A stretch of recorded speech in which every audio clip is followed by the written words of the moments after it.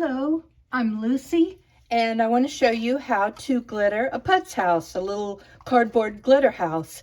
And I just wanted to show you a pretty easy method to do it and kind of introduce you to a couple of different kinds of glitter so you can choose which one you want to work with.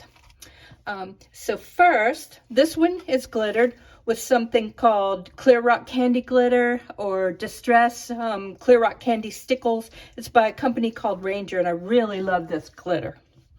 That's my favorite, and that's what I'm going to use on this project when I glitter the next house, which will be this one. I painted it. The house patterns from my book create 12 Simply Super miniature houses. But I want to show you some other options for glitter. This is what I call a candy corn house. It's based on the kind of iconic Halloween candy corn.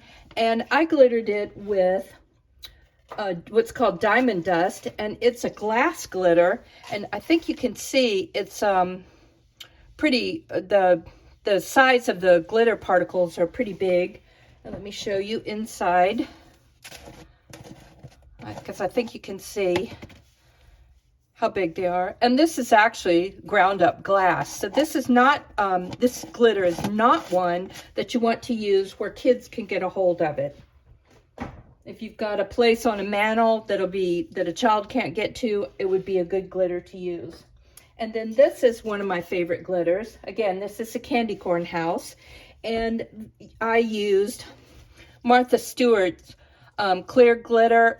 It's a crystal glitter, and it's kind of translucent, and the particles are very fine. So I really like this one. This is one of my favorites.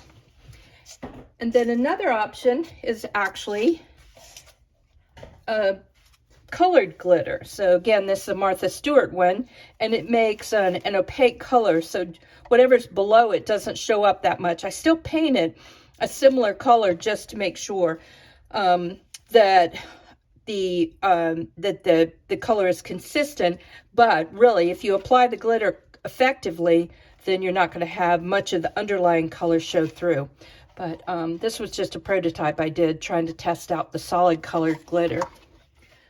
All right, so now let's get started on this one, and I'm going to show you the Distress glitter, and it's a very fine, it's actually different size glitter, and this is a mineral-based glitter. In other words, it may be glass, but it also might be mica. And the advantage to that is, let me see if I can show you the difference, is that it doesn't stick. It's not as contagious.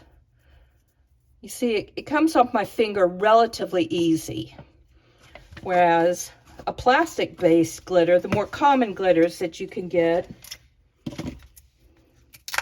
are kind of electrostatic.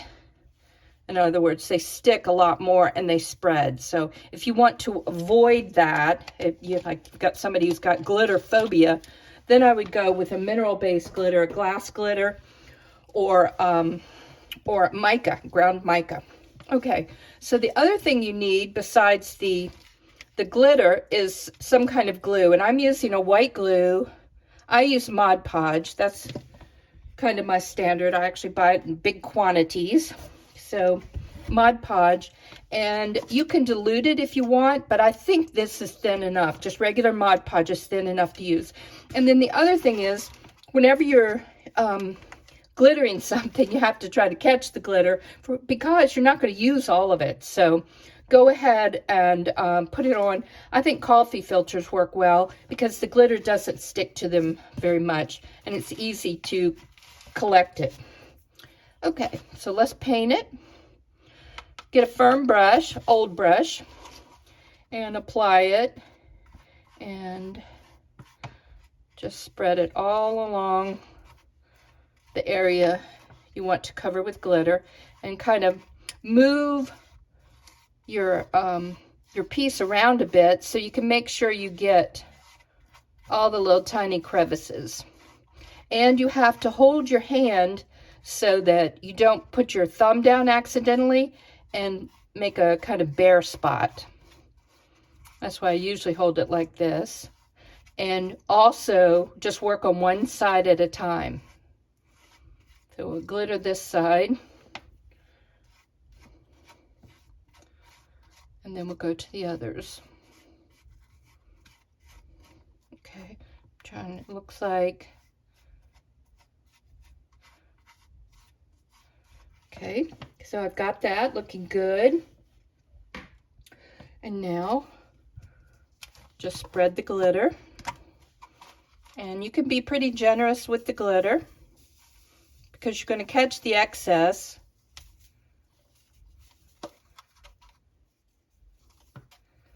Okay, I can see two spots that I missed.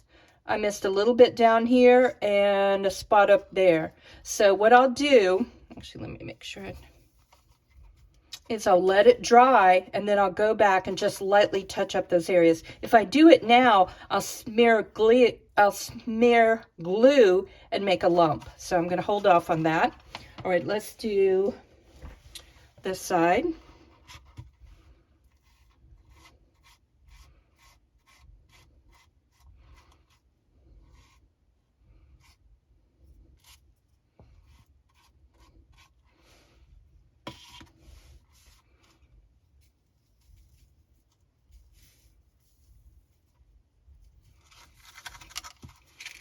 Okay, I like the way that one looks. I'm going to turn my hand over, paint the back side with a thin layer of glue.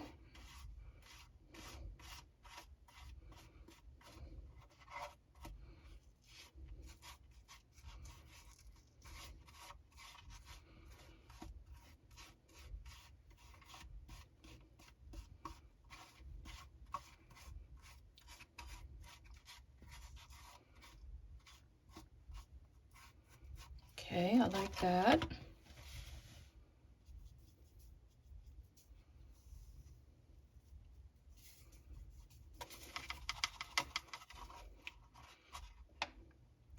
See, you can see I touched it there, so we'll go back and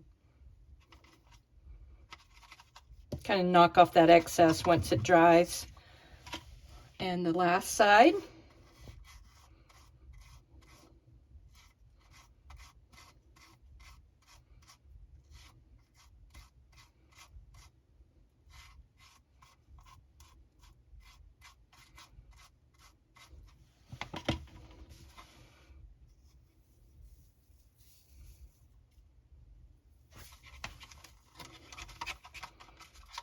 Really, that's it. Now, I'm going to let this dry. I need to touch it somewhere so I can let it dry. So I'm going to let it dry for a little while. And it doesn't take long to dry because the we use such a thin layer of glue.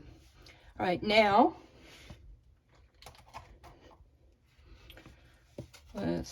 you'll see the advantage of the coffee filters. Pour it in here. See, not that much sticks. And if you get it in that layer, pick that one up.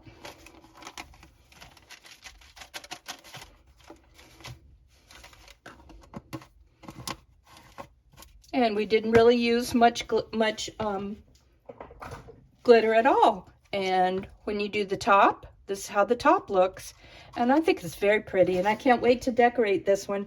I painted some bottle brush trees, and I'm gonna glue the bottle brush trees to the base, and I think it'll be really pretty. Here's another bottle brush tree. Oops, it's not dry yet. Okay, so that's simply the simplest way I know of to glitter your glitter a little Putz house or a little glitter house, and you know, give it some personality and shine, perfect for a holiday. Okay, y'all have a good time crafting. All right, and this is Lucy at paperglitterglue.com, and like I said, happy crafting. Bye.